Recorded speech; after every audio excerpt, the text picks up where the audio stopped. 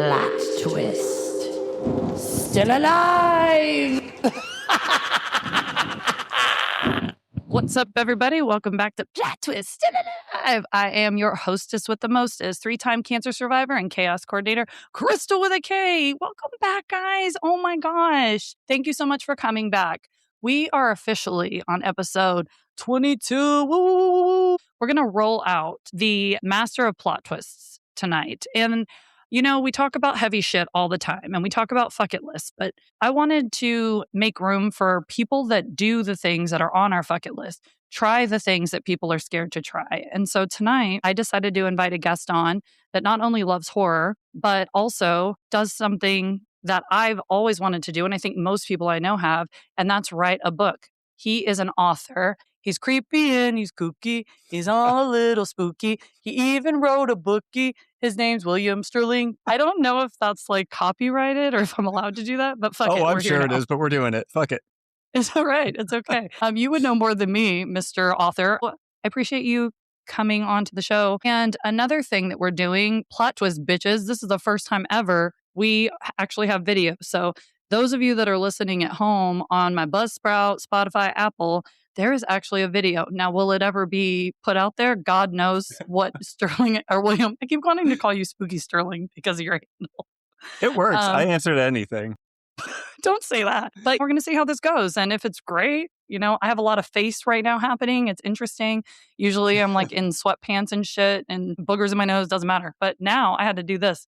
So I have my bag of lies on. Let's go. So, William Sterling, first, I just want you to tell me a little bit about miniature William Sterling. Like when you were a wee lad, what inspired you to decide to be a writer? Was that like, when I grow up, I want to be this? Or was there like other options first and then you settled on it? Or how'd that work? Yeah.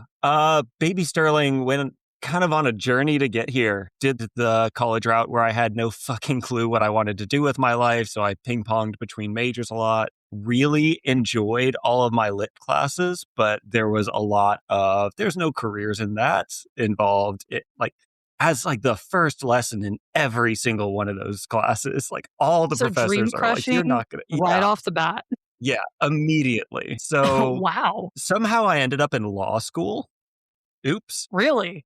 I made it 2 months in law school and then hit the eject button because, again, just people constantly being really down on anything you were trying to do and being like, yeah, you're going to hate this profession. You're never actually going to make any money unless you get really lucky. I hope you don't love your wife because you're going to lose them like through this profession. It's like, what the fuck? Why is this the third professor in a row telling me this shit?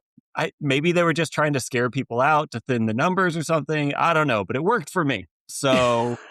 Mission accomplished, motherfuckers. Right? So bailed on that, hanging out with the roommates, and one of them stumbled across something called NaNoWriMo. If you're unfamiliar with this, it's an abbreviation for National Novel Writing Month. It's been corporatized to hell at this point and all sorts of other stuff. But in its infancy, it was this cool experiment where you would sign up, you would commit yourself to writing X many words every single day for the month of November. And at the end of it, you will have written a novel. So all of my roommates and I, super drunk, November 1st, we're sitting around like, screw it, let's try it. There were 5 of us. 2 of us made it more than a single day.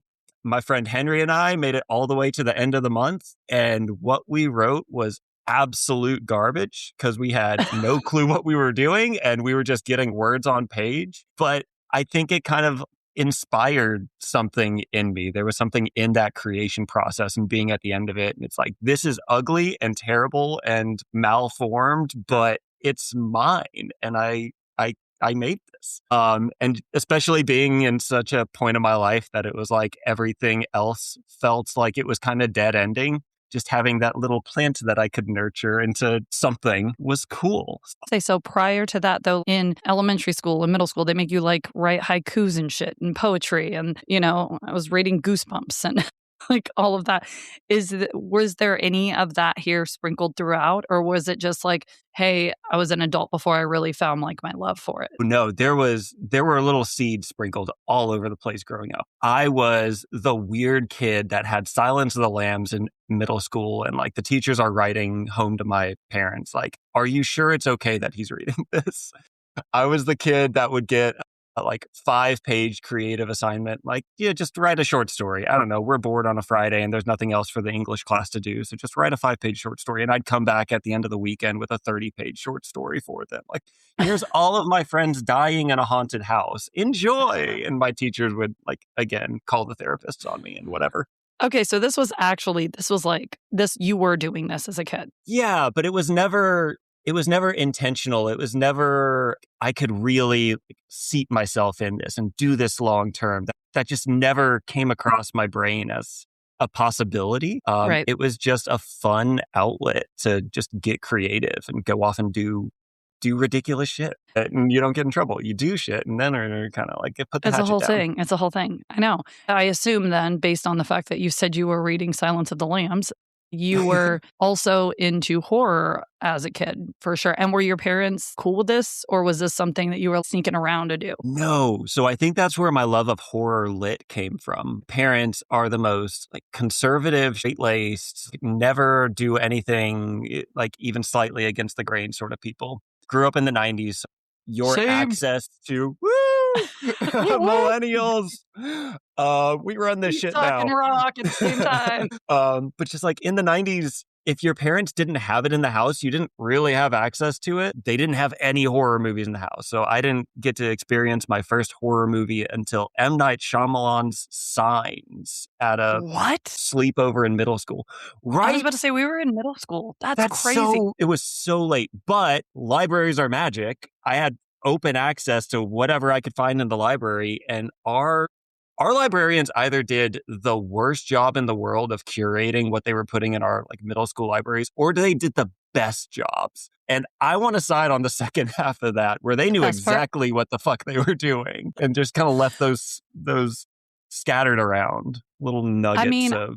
Even when libraries were a thing before you really had the internet, I would go to the library if I was going to go on a long road trip. So this was, I'm 40 now. Jeez, said that out loud. I was in my early 20s and I'd go on a road trip and I would go rent from the library or check out an audiobook. And they had Stephen King, Dean Koontz. They had a lot of horror shit in there. I was surprised about it. So I was the opposite. Whenever I was a kid, my love of horror came because when I'm not even exaggerating, I was about 2.5, almost 3. I don't know if this speaks on my parents' parenting skills, but I digress. So the first movie I got to see in theaters was Night of the Living Dead. And they had the curtains that came across, when they'd open. I thought, because I was terrified of the fucking animatronics at Chuck E. Cheese, I thought there were monkeys and bears back there playing instruments and shit.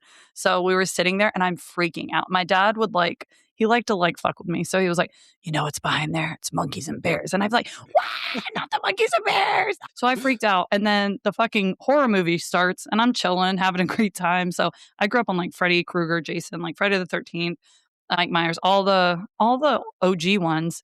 And even to the point where, yes, people would look at us weird when we would go, because I was the oldest and I had 2 sisters. My youngest sister was probably 6 or 7 and we went and saw Event Horizon. I don't know if you remember that movie or not, but it's really fucking violent and gory, fucked up. And this woman was like, my God, how could you bring your kid to this? And my dad's like, how the hell am I supposed to raise serial killers? So I think we grew up completely different, but ended up with similar loves of horror for whatever reason. So I just thought that was funny. Yeah, no, there's so many roads. There's so many roads. So back to adult Sterling or young adult Sterling that decided, after doing a random basically experiment to see who in your group of friends would bow out first, but you fell in love with writing a book. Is that right? Yeah, that's exactly it. Just the process there's something addictive about it, intoxicating. I don't know. All of the ings rolled into one. And so what was the next thing that helped you continue down that path? I think I realized that the first book was utter fucking garbage. So I kind of shelved it and was like, this is going to be my masterpiece. I'm going to come back to this in 10 years and write it the right way. But there was also just kind of this idea of getting the bad ones out of the way. That's something that you'll hear a lot if you start diving into the writing community. First thing, the writing community. That's the short answer to this question. How to get from point A to point B.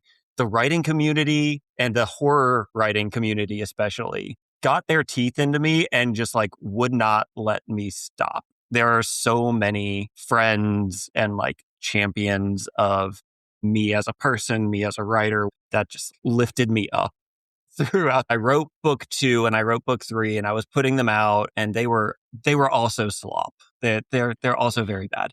But I put them out there. A couple of other actual horror authors were kind enough to talk to me and they took the book in and they were going to blurb it and they read through it for me. And they didn't necessarily do that, but they came back to me with so much advice. Hey, here's the things that I see in this book that you could work on. Here's some of the things that I see you doing repetitively that if you trimmed that out, the book would be so much stronger. Here's the thing about your plot twist that didn't quite work. What about thinking about it from this angle? And it's just getting that feedback and having those conversations with people just helped me grow and grow and grow until I think it was like book 5 or 6. This is actually decent. Like everything that everybody's been helping me out with, like this little blossom of a thing has grown into like, holy crap, this has got some legs now. Yeah. So when you say 5 and 6, so you wrote 6 books. When you say put them out, are you talking about like you straight up went like, fuck it, we're going to sell this book and see what happens? Like publish it and all of that or what? Yeah. Okay. So publishing crash course, publishing 101. Okay. There are 3 ways to publish a book. Way number 1 is self-publishing. Amazon and a place called Ingram Spark have a kind of platform where if you've got a Word document with words on it, you can upload it to there. You can upload a potential cover for the book and you can make it live. And No shit. anybody that wants to can go buy it. Yeah. So that's what I'm doing with the first 3-4 books. And around what year was this, if you don't mind me asking? Numbers. 2015, Mark? Okay. 16 maybe? So like almost 10 Right in years there. ago. Yeah. But that's kind of route 1. So the second route you can go through is through indie or mid-sized presses. There are a lot of genre-specific presses run by really cool people that they will have these open call windows for a month each year. Everybody that wants to publish a story through them, send your stories on through. They'll read through them. They'll pick 5 or 6 that they want to publish. And then they'll work with you for the next year getting that published under their name. It's a little bit more professional. It's a little bit more established. And do you pay them to do this? Or do they get paid off of like selling your book? Depends on who you're talking about. Okay. Most of the quote unquote good ones are going to publish and they'll just take a cut of the royalties on the backside. So Okay. that's kind of a dicey thing. If any publisher is ever asking you to pay them money, that is a big red flag. And it's Got not it. always a bad thing, but 99% of the time it's a bad thing. So, Well, I'm glad you are saying that because I didn't know that at all. Like I assumed you had to pay to get a book published. Like I thought that was just par for the course. So Nope. I'm glad you said that. So that's actually a scam. Perfect. yes, You learn something new every day. rule of thumb, money goes to the author.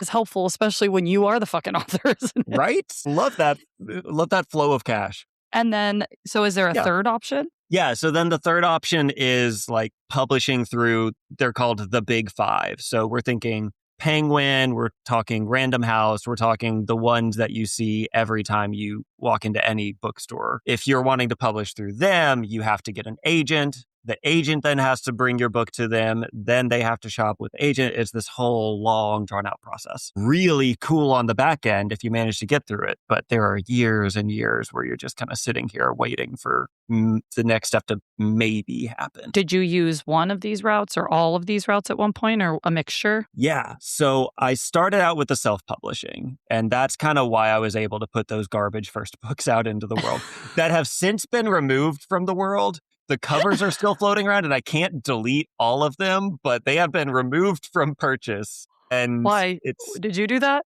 Was that you? yes. Yes. I went back at some garbage. point was like, that is not, I do not want that to reflect my name anymore. that should go bye now. Yeah. I mean, it's not like it's your child or anything. It's just a Yeah, no. book that you spent years writing. Yeah.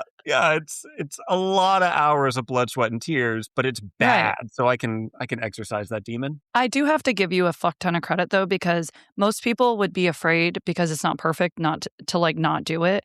I already hear just from your process of what you're saying, don't fucking live afraid, do it. And I mean, I talk about that all the time on this podcast in general, but I think it applies to almost everything in life.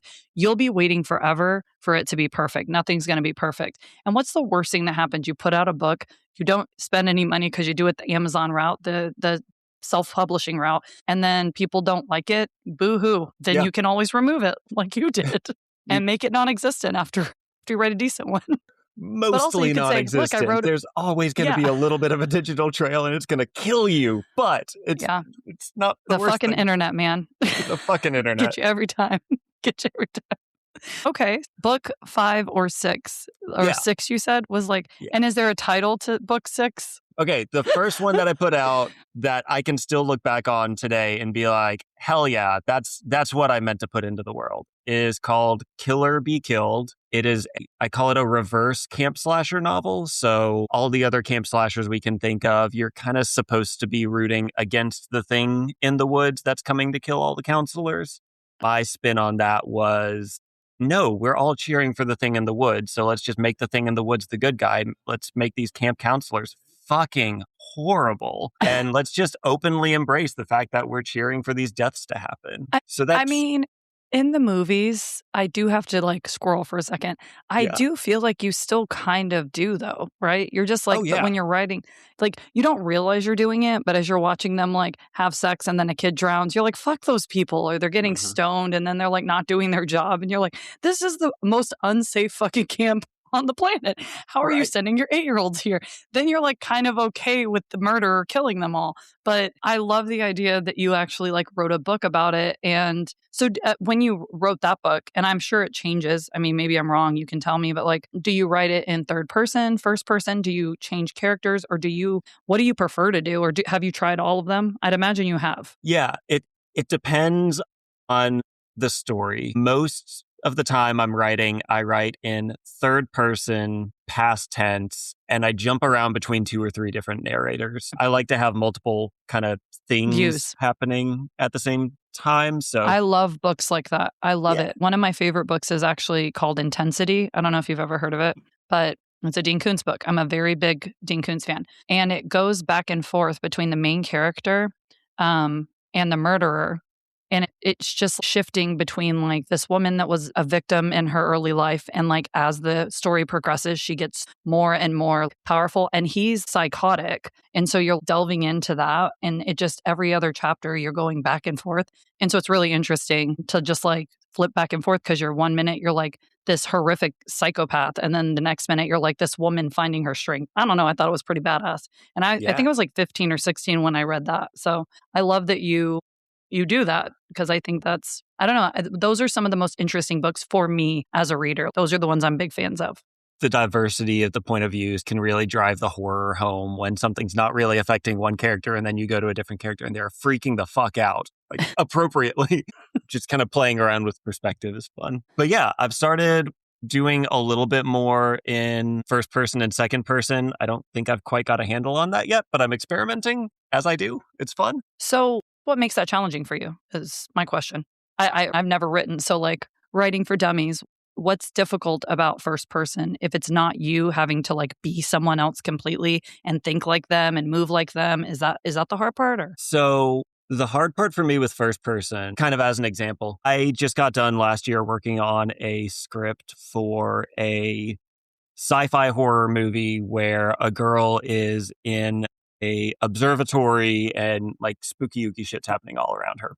The girl in the movie is really, really, really in tune with all of the buttons and knobs and things that happen in an observatory. I know absolutely nothing about astronomy, observatories. The first draft of the screenplay, I called it astronomy half the time because I just like totally whiffed on which of the astros I was talking about. I use words wrong all the time. That makes me feel so seen. Thank you. And you're a fucking author. Thank God. It's not just us peasants that don't write books. I had a great producer that called me out on it and didn't fire me. Yeah. But in a screenplay or in third person, you can kind of get away with those things because you're not in the person's head. You can kind of couch what you know and what you don't know in some like fun little verbiage. But he had me kind of do an experiment of trying to write it out as a potential novel tie-in. Like, hey, you wrote the screenplay. Why don't you write the novel tie-in? I got a single chapter into that and had to bail on it because that first-person perspective, I know nothing about this. I cannot get into this expert in astrology. I cannot get into this expert in The Astro's study of head. one of the things in the sky that I don't know or give a fuck about because I don't know it.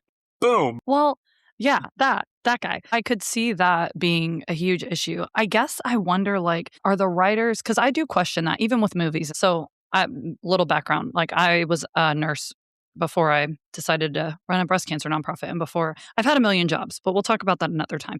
But whenever I was a nurse, it would annoy me when I would watch shows. They're fucking shocking somebody with AEDs. They don't have a heartbeat. You know, my favorite shows were ones that had people who had medical knowledge. Like Scrubs was actually one that had a lot of medical knowledge because I believe the writer went to medical school or something. And so it showed in their writing. And even though it was funny, everything they were doing medically made fucking sense to me. And I was like, oh my God, this is great. So it takes you out of the story if you're watching or reading something and you actually have a little bit of knowledge on it and you're like, what is this person even doing?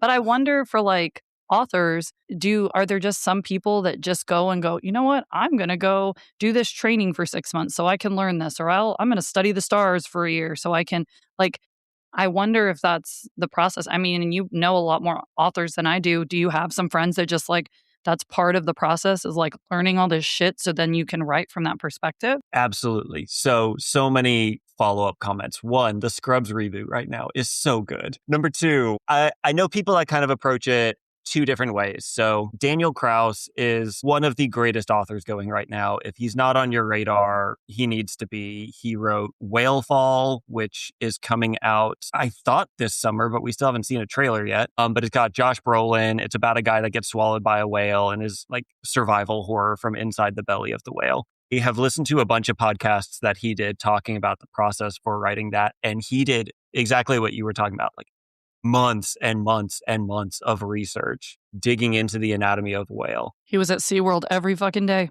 Every fucking day. But he went that route. And I also know like a lot of authors that do it the other way. They're just kind of like, fuck it, we're doing it for the plot. And then at the end, once they've got a plot that makes sense and once they've got everything that they need to happen for the story, they'll reach out to a word for them. I'm sort of using this out of context, but sensitivity readers. Okay. But you can find a lot of experts in various fields that like just Right. want to help these things be accurate. So you can send the story to them and they'll be like, yeah, no, they don't have a heartbeat here. EMP is not going to, I think I just used the wrong acronym. But the defibrillator is not going to do anything when the heart's down. So then they can rework that scene a little bit and make it more. You couldn't have worked on Scrubs, but that's okay. That's such a cool thing that even exists. So with these people, is it the same as when we're talking about like the indie publishers? Are these people just doing it because they want it to be accurate, or do you have to pay a fee? Do you like Google them, or is there like a directory where you're like, I need a Marine, here's 15 of them? I don't think there's a directory, but for my purposes, my sister's a nurse. So anytime I've got the medical questions, I reach out to her and she's great for that. And just like everybody's kind of got these stable of people. Like it takes a village to do basically anything in life nowadays, but just kind of knowing your network and knowing who you can reach out to. Like everybody has a point of contact that has a point of contact for them. You've just got to find those threads, find those connections. Okay, good to know. Good to know. Don't ask me nurse questions. You can ask me breast cancer questions. I can fucking answer those all of the time. No, we don't want to go down that road. That could be a horror. I oh. mean, Frank and Titties, you could help me write a book about it. I'm just saying that's like your genre. Yeah, I'm gonna step out of like my story for a second and heap some praise on you. I don't think I've told you this yet. My family has a big history of breast cancer experiences of all the flavors. My aunt died from it. My mom has been battling it for, I think, 3 years now. She's past it. She's in remission. Yay. But still all the after effects of like going through everything. So being able to listen to your podcast, being able to hear your story, being able to hear you talk so openly, and you have such a good positive attitude about everything and you address it in such a brave, this isn't going to fucking take me down sort of a way. It's very uplifting. So thank you. It's all fake. It's all pretend. I'm pretending. No, I'm just kidding. Haha, Don't do I'm an that to actor me. too, bitch. Just kidding. No, I mean, I think, yes, I'm positive, but it's because I make room for the dark too. Like, Yeah. you can put on a brave face. Most people, especially women and moms, especially, we do that. But making room for the dark to allow yourself to, I've just learned that, like, if you're going to make room and go to the shittiest place, like, I'm going to die, or this is going to be, I'm going to lose my hair, everything, I'm going to leave my kids, all of these horrible things, you owe it to yourself to, like, go to the light too. And especially because of the amount of times I've done this cancer shit now, because God has favorites, I am to the point where I'm just like, I have to keep living my life. It is not promised. And I can choose to live it sad and angry, or I can make the fucking most of it and just live it to the fullest, full throttle. So I find a happy medium because I am a mom, because I have kids. But every chance I get to go do something that scares me, or try to do the thing that everyone else is scared of, and even like writing a book, I really want to do that. I want to mark it off the list. So even having this discussion, believe it or not, like, you are the reason.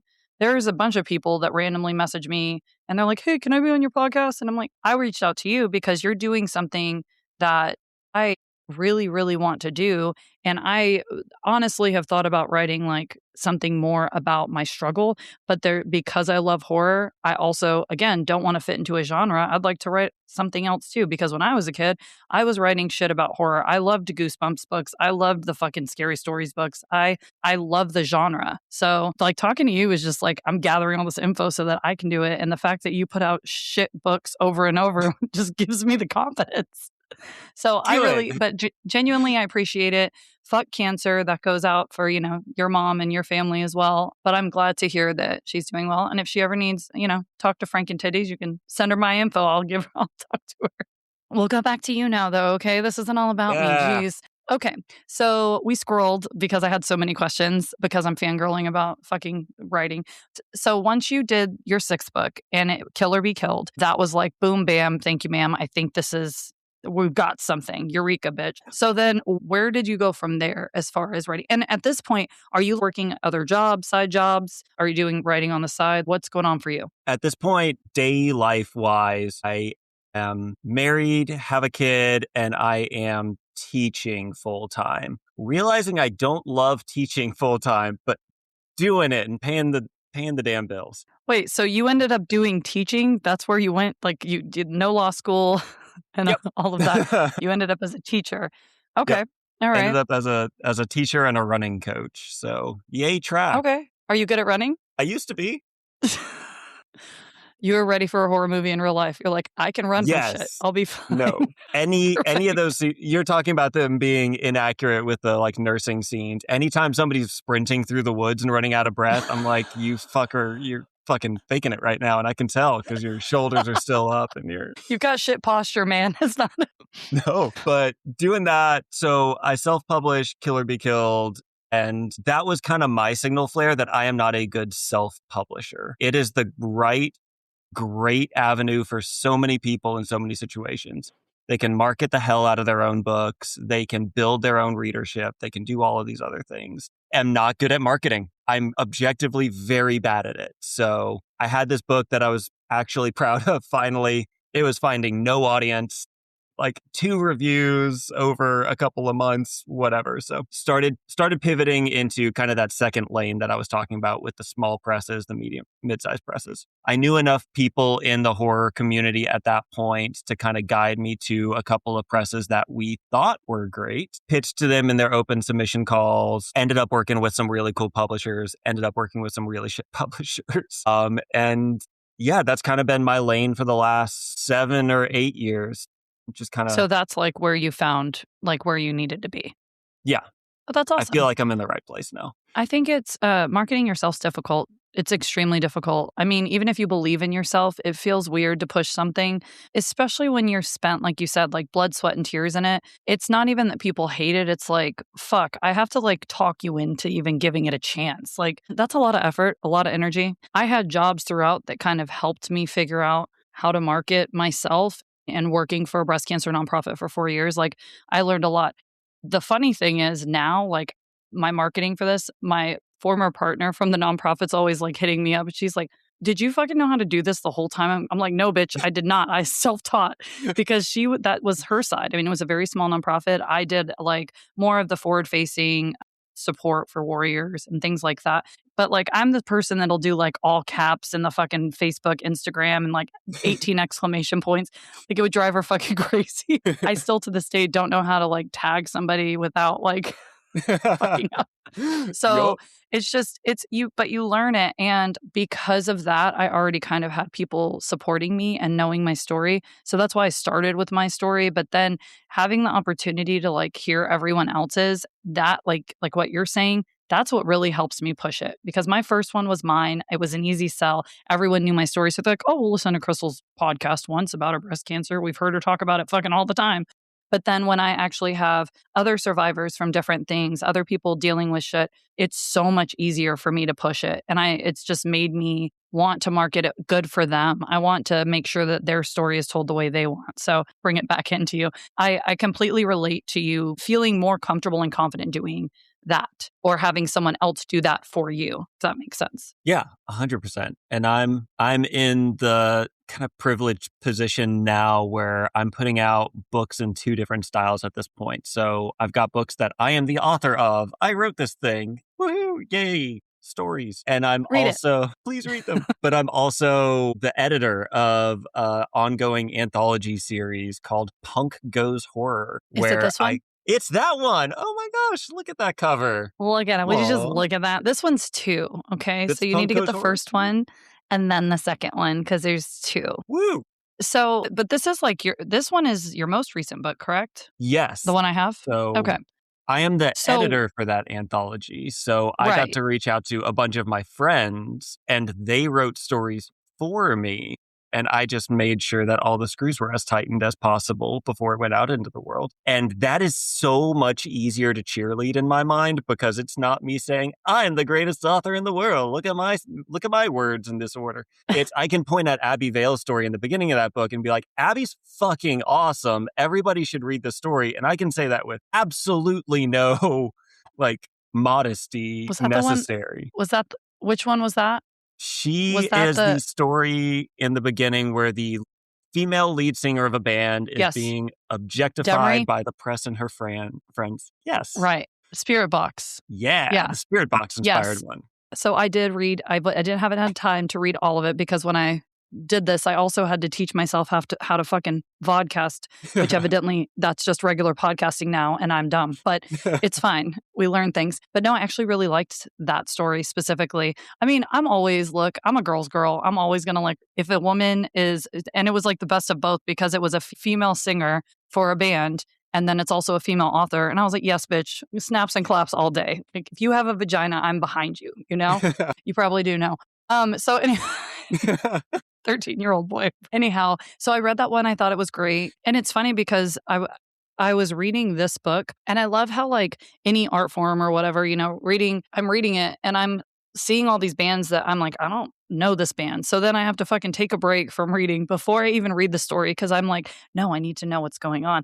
And I'm one of those people, you and I had a chat before about like genres just being like a construct of people and whatever. But same with, music and reading and movies. Like I like all types of shit. So when I'm going through here, it's mostly like punk or metal or, that type of thing. I knew a couple. I think I knew like, what is it? Shipping Up to Boston. I think that's like the only song I for sure knew. But I looked into Spirit Box and I was like, I know them. They were with Megan Thee Stallion. Yeah. Because I'm a hip hop bitch. But no, the story was great. And I love that the book made me want to like go and listen to other types of music as well. Because that's another whole thing for me. I don't even have to love that genre, but if someone else just is obsessed with it, I love going to like shows, metal shows, EDM shows, just to watch all of the fans because it's like visceral. You can feel it. And I feel like this book kind of opened my eyes up to different types of, I've liked some metal. I have some metal friends, but like this is definitely educated me a little bit on that. So, and then you have like basically like a fan fiction story about this badass fucking lead singer or lead bass / singer player. So I don't know. I thought it was cool as shit. Great job. Yeah. Her name's Abby, right?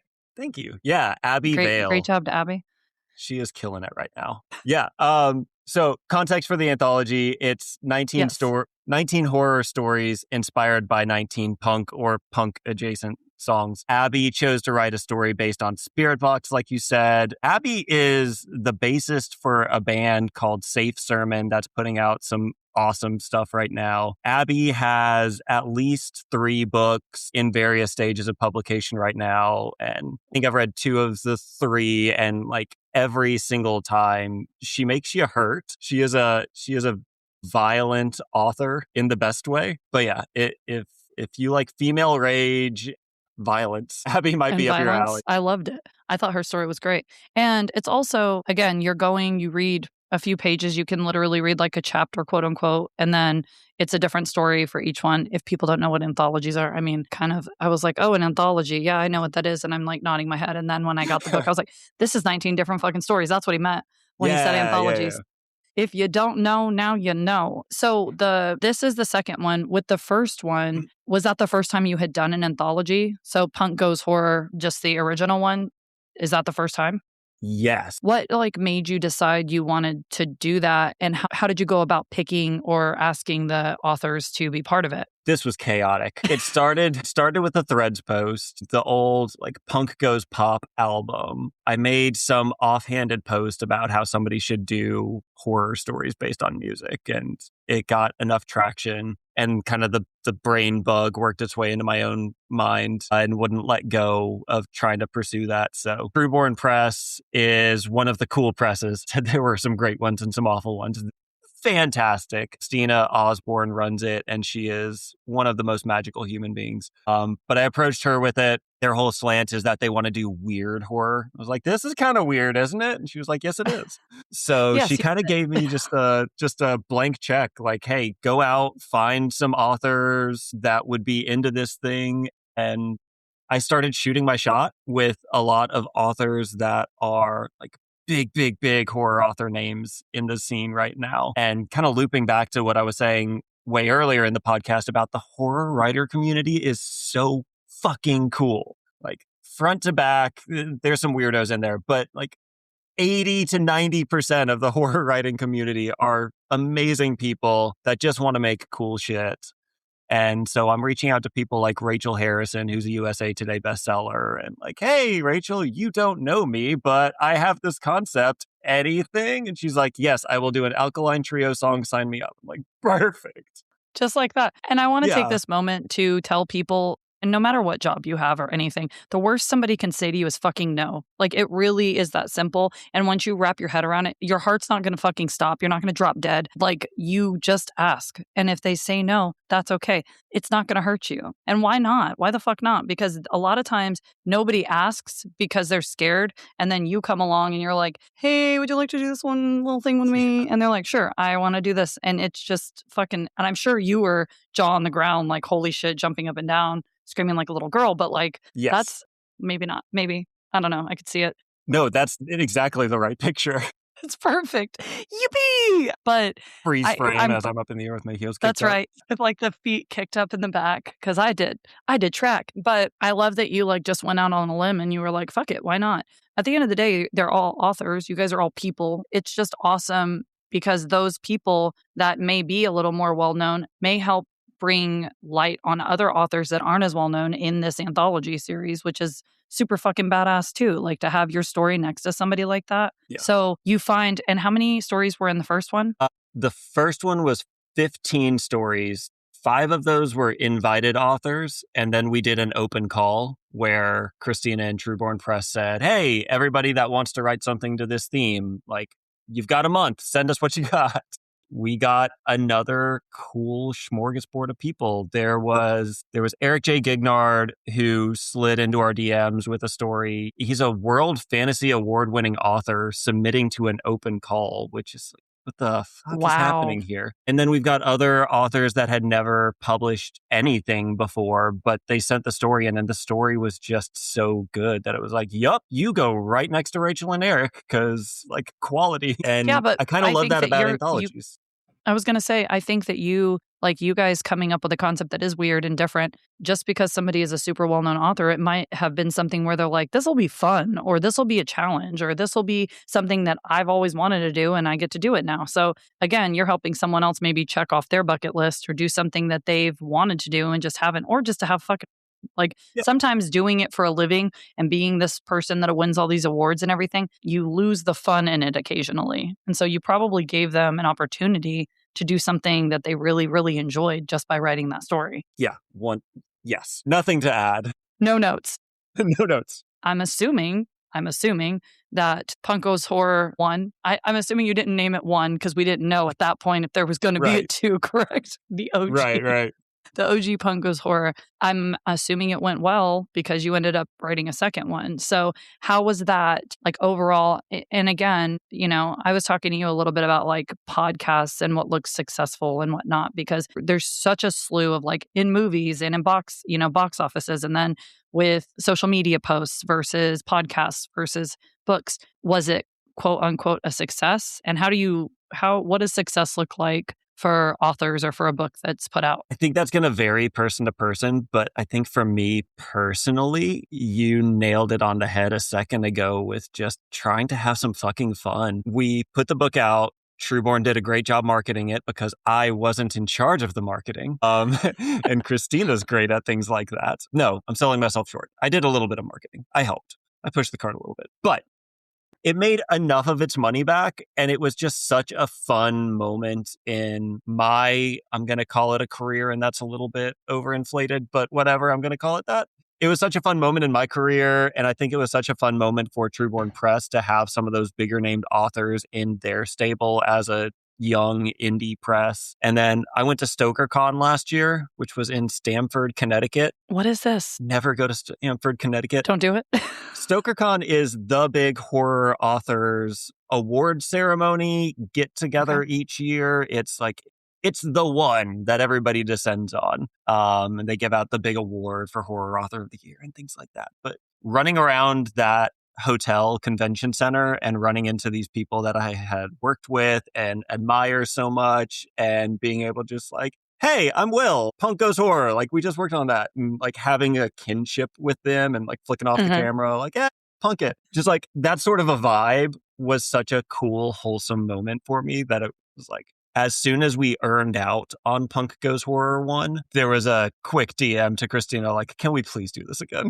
And she said yes, and we did it again. And here we are now with round 2 out in the world. Literally with bells on. Ching, ching, jingle, jingle. Yeah, right? Hitting things off on the side here. That's fucking awesome, man. And I didn't even think about it like you're writing separately. You guys don't even have to meet, technically. Yeah. So to be able to actually like person to person be like, holy shit, I loved your story, or thank you so much for doing this, and being able to connect. And again, you're all authors. So like that's really, really cool.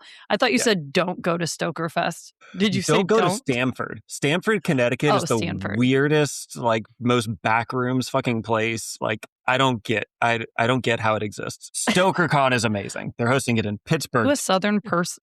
Are you a Southern person? Were you born in the South for the most part? You're in Atlanta now currently, yes? Yep. Yeah. So I'm a Texas girl, but I moved around a lot. I don't know. I guess watching Pet Sematary and stuff, it's just the accents up there. It's like, no better, no worse. Sometimes Louis, dead is better. I'm like, I don't get it. Where did that go? That's the main reason I stay away from Connecticut, because I don't know what the fuck they're talking about. I'm just kidding. All you Connecticutians. Connecticans? Connecticans. We're going to get so much shit for this part of the episode. We are so good at words, both of us. I read a podcast and you're a fucking author. Team. High five. No, so we're having a great time. Actually, I'm very happy. You are genuinely the first person that I have done a like not in the same room podcast with. So that's really cool. I got to check that off the list. No, and it's going great. Like, there's always a little nerves when you're talking to a stranger, but then I got the armpit sweat. That's why I wear black, but, and deodorant. But it's fine. Now we're good. So this has been out for how long? Punk Goes Horror 2. As of recording, a little less than a month, maybe 2 or 3 weeks. Okay. And I saw somewhere posted that you were like a niche, but you're like up there in the niche category. What does it fall under? Just out of curiosity. Amazon has subcategories within subcategories within subcategories within subcategories that you can position your book in when you publish it through them. Apparently, Christina put this in absurdist horror fiction. Sure, why not? Works for me. Fantastic. And it became a #1 bestseller in absurdist horror fiction on Kindle, which is just like this very tiny target. But damn it, we hit a target. Yeah. That's fucking awesome. Congratulations to you Thank and the you. 19 folks that are in here in this Yeah. book. You should buy it. It's actually really, again, I'm actually ashamed to say this because I am such a, like, I love books. I'm more an audio person just because I'm in the car more often, but I can't do a Kindle. I don't want to read it on a computer. I really enjoy like the paper and the like Yeah. touching it and smelling it and Same. being a fucking weirdo about it. Okay, good. So like, your book is the first book that I've read probably in a few years, and it's just been really cool. So thank you for, again, doing this because I was like, I can't look. I know some people, they'll go and they'll like interview somebody and they won't even like crack open the book and they'll just ask questions like, okay, buy it on Amazon today. I don't feel like that's genuine. I really wanted to, I wish I could have read more. Again, I was teaching myself this shit. So one thing at a time. I fully intend to read the entire thing. I'm very excited about it. And I love that I can like read one story and then put it down for a bit and go and come back. And I don't even have to like remember what happened or any of that shit. It's perfect, especially because I'm old now. Yeah. So, if I can plug for one last second, yeah, I please think that's plug. the magic. I think that's the magic of anthologies. If you are not typically a reader, but you're read curious, grabbing an Read curious anthology. adjacent. Curious adjacent. If you grab an anthology, these stories are super quick hits, 10 to 15 pages usually. And the emphasis with this anthology is really being a mixtape anthology. All the different horror subgenres mix it up as you go from one to the next. It's Okay, I very thought that shit diverse. was super cute because you guys like the way that you do it. It's like, I don't know if it can like show it, but like you have side A over here. And then like in later, I was like, this is so up my alley because again, 90s, right? Like the 90s kid and I had a fucking boombox and I had to like push two buttons to record and play at the same time. And God forbid you like started at the wrong place and then you recorded over the other song because then we wouldn't get all of shipping out to Boston. We would only get part of it. Bleeding in. I know it'd be layered over Savage Garden or some shit. It was like, how is this on the tape? Why? And why does this work so well? Because it's a Chicka Cherry Cola. That's why. I don't even know what the fuck that is. But that's what it is. Can someone tell me what that is? Please write in. So how can people purchase your books? And are there any other books? Obviously, this is your most recent, but are there any other books of yours that you like are your favorites? I know you don't love marketing yourself, but let me help you market. What books are you very, very proud of that you'd like to put out there, like right now on the spot for my 30 listeners? Typically, like if you're trying to find stuff about me, I'm at spooky_Sterling on all the social medias that I'm on. I'm off the Twitter now. Not doing that yet. No more Tweety. Okay. No more Tweety. So I'm on Instagram. I'm on Threads. My books are available on Amazon if you want to go that route. But I really, really, really like to encourage people to go to the press's website and to buy directly from them. The presses get a larger cut of the profit that way. I don't necessarily, but Christine is awesome. Crystal Lake is awesome. Like the others, like all the little presses, Maddox Media, Joey Powell, amazing. Love them to death. So the more traction I can send their way, the better. And little bonus things, if you order Punk Goes Horror from the Trueborn website, then that side A, side B thing that you had, it's actually a flippable book at that point, and side B is upside down like you just flipped the vinyl. I guess she couldn't figure out how to do that on Amazon, but damn it. If you order it from Trueborn, then she gets more love. You get a I fucking told on myself that I got it from Amazon, but I did need it very quickly. I don't know how quickly they send it from the press. Not fast. So that, not fast. I imagine. That's a thing. I'm addicted to Amazon. This is a problem. Send me those, like if you can send me the links for those. And then if you're cool with it, I can put it on my social media as well. And then I usually do a blog too. So I can get you to send me a little blurb about yourself. That way people can look at you and your handsome nerd face and be like, hey, here I am. I'm an author. Check me out. You're now officially an author. You've made it. Are you still a teacher and a track person? You said something about writing a script, so it seems like you've gone beyond just books and you're doing other things, have other avenues. So what does William Sterling look like now? I am Captain SideQuest at this point. am an author, I'm an editor, I'm a screenwriter, sometimes I'm an actor, and my main gig, I work for a large retail store at this point, and I'm the video personality for them, doing a lot of their social media stuff. So kind of in line with all the rest of it. I did look your name up, or William Sterling, and there is another guy that's an actor. I think it's another guy, unless you just like go from, or is that you at a different time that was kind of more burly? I don't know. No, that wasn't me. I've always been Twig Man. No, it's not me. I am Slender Man. You are not that. Now that we have video, I know that people who are listening on audio can't see you. You're not that skinny. No, this is a child's watch. It's a schmedium. So I guess again, that's awesome. We will definitely put all of your info for your books out. Again, I'm very excited to finish this book. I will give you updates once I'm done. My last thing I always ask all of my guests, I'm down to write a book. You've educated me on a few things, but if you can give a little bit of advice to anybody, and if they're writing just any book, it doesn't necessarily even have to be horror, though I think that's fucking awesome. If it's anything, what are the biggest tips that you would give aside from ones that you've given throughout this podcast so far? I'm just going to really punch home, like, just do the damn thing. So many people give you that line at barbecues or whatever, like, oh, I've got a book idea. I'm going to write it one of these days. And they just never do. They sit on it and they sit on it and they keep bringing it up every single time you talk to them. But they never put pen to paper. And that's like the biggest advice, like writing specific, getting your story out there specific, but just life in general, like ass in chair, pen on paper, do the thing. Give it permission to suck for a little while because you've got to get the suck drafts out of the way before you can get to the good draft. But you're never going to get anywhere with it if it just lives in your head, if it just sits there and you just stew on it forever. And life is too fucking short. So just do the damn thing. But no swoop. Just right. Don't add the swoosh. Do it in a different way, not an athletic way, in a writing way. Yes, there. Okay. Well, I appreciate you so much for being here. If you guys have any questions or any follow-up questions, or you just didn't look at my blog and you don't know what's happening and you want to message me, reach out to plottwiststillalive@gmail.com, Instagram, and on Facebook. And I also embarrass myself on TikTok. If you want to cringe at a 40-year-old, go ahead. I don't care. Life's too short. I just did it. Okay. So please reach out. And also, please give us reviews on Spotify and on Apple and all of the things because I need it. And you want to give me a 5-star bitch because it's amazing. So thank you so much for being our very first master of plot twists. I don't know if this is the first time you've ever been called a master, but thank you, Master William Sterling. And yeah, hopefully, this is a new one. Yeah, hopefully it's not the last if you're into that sort of thing. So we're going to end this the right way. All right, we're going to do a high five.